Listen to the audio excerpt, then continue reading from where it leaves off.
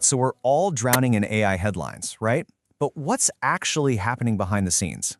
In this breakdown, we're going to cut through all that noise. We've got some incredible evidence that tells the real story of how AI is being used today. And trust me, some of this is, well, it's not what you'd expect. So let's just start with a crazy thought. What if the biggest, most power-hungry users of AI aren't these giant corporations or faceless businesses, but are actually creative storytellers and everyday coders? We're going to treat this like a detective story and just follow the data, see where the clues lead. And what's our main piece of evidence? This number right here, 100 trillion tokens.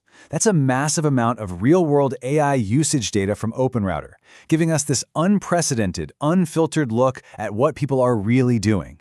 This isn't a survey. This is the raw data. Okay, so clue number one. This is a big one. The fundamental engine that drives AI, it's completely changed. We're not just talking about models getting a little bigger or faster. We're talking about them learning to think in a profoundly new way. Just check out this timeline. You see, up until late 2024, AI was basically a fancy pattern matching machine. You'd give it a prompt, it would make its best guess in a single shot. But then, a new kind of model showed up, and suddenly, there was this rapid-fire shift to what's called multi-step deliberation, a totally different ballgame. This really breaks down that change. Think of it this way. The old AI could read a book about how to bake a cake and then write out the recipe for you.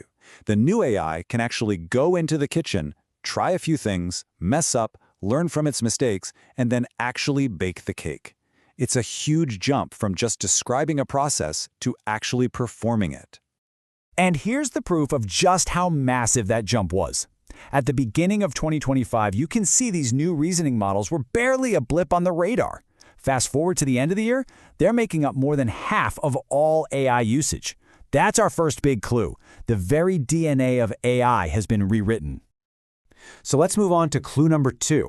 There's this common idea, right, that a handful of giant companies in Silicon Valley control everything in AI. Well, the data tells a much wilder, much more interesting story. Take a look at this.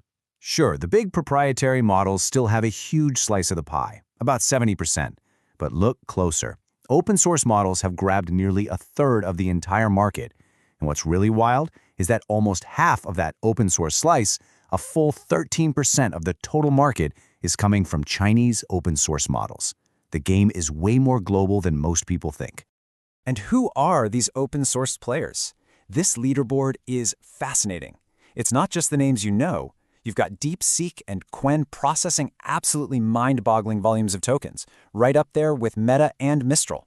This is a truly global competition. So what this all boils down to is that the open source world is no longer one company's playground. It's a total free-for-all.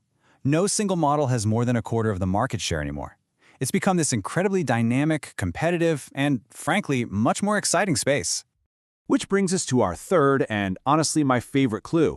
What are people actually doing with all this amazing new tech?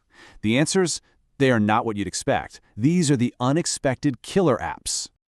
Okay, you're going to want to sit down for this one. For open source models, the #1 use case, by a long shot, accounting for over half of all the data, is role play. Yep, creative storytelling, character development, interactive fiction, it's huge. After that, you've got programming, pulling in another 15 to 20%, but role play is the undisputed king. But now, hold on. Let's look at the other side of the coin. In the professional world, for a model like Anthropic's Claude, the picture is the complete opposite. A staggering 80+% of its use is for programming and tech. It's like there are two totally separate parallel universes of AI coexisting right now. And inside that professional universe, programming isn't just a use case, it's a silent revolution. It exploded from just 11% of all the data at the start of the year to over 50% by the end.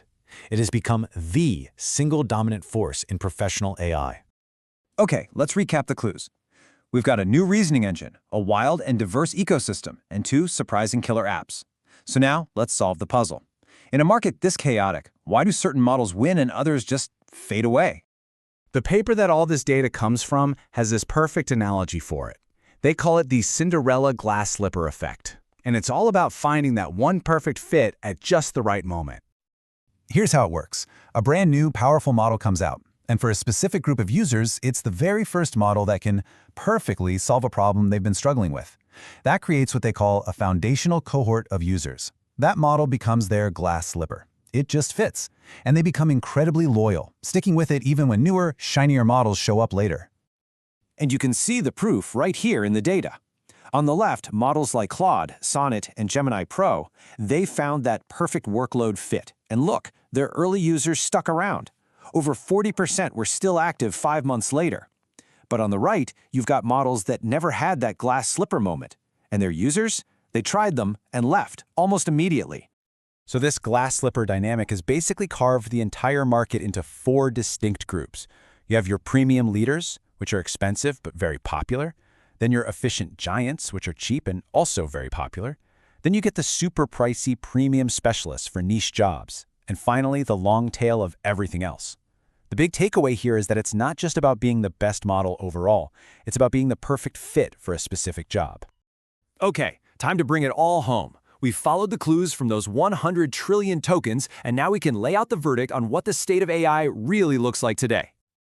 So here it is, the real state of AI. First, forget the idea of a monopoly. The future is a messy, diverse, multi-model ecosystem. Second, the 2 absolute killer apps driving this whole thing forward are roleplay and programming. Third, we are officially moving away from simple question and answer and into a new era of complex, agentic reasoning. Fourth, this is a global phenomenon, period. And finally, the ultimate key to success isn't just about price or power, it's about achieving that workload model fit. It's about being the glass slipper. You know, this new wave of AI that can reason and act on its own is already fundamentally changing how we code and how we create stories. So the question we're left with is this: what happens when that same transformative power hits everything else?